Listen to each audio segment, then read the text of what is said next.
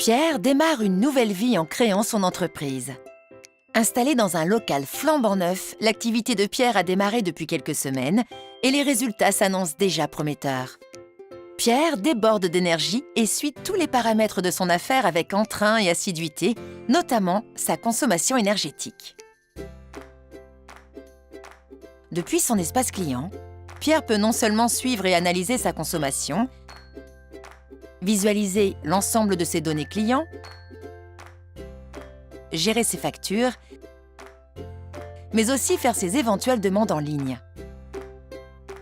Pour toutes les questions qu'il se pose encore, il a la possibilité de chatter avec un conseiller.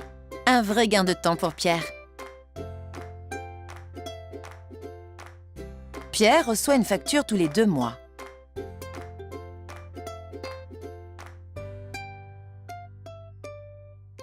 Sa voisine, Julie, a préféré une facturation au plus près de sa consommation réelle grâce à l'auto-relevé en ligne.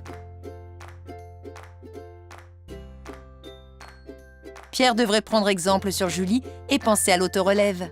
Mais il est encore plus malin.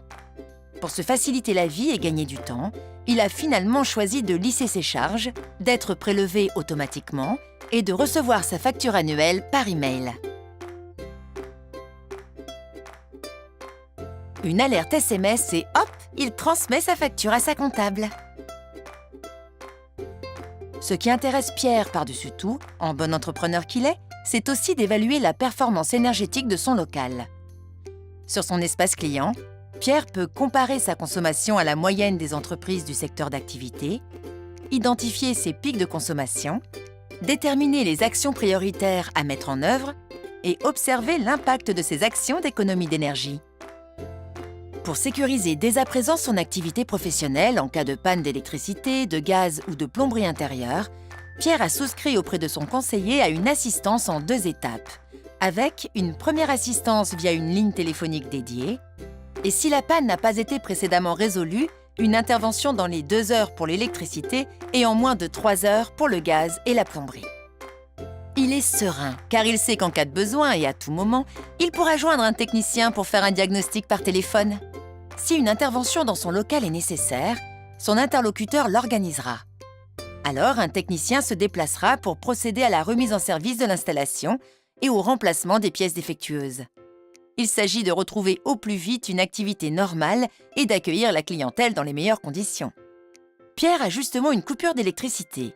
Avant d'appeler son fournisseur d'énergie, son électricien ou Enedis, il sait que le premier réflexe à avoir en cas de panne est de vérifier la position du disjoncteur.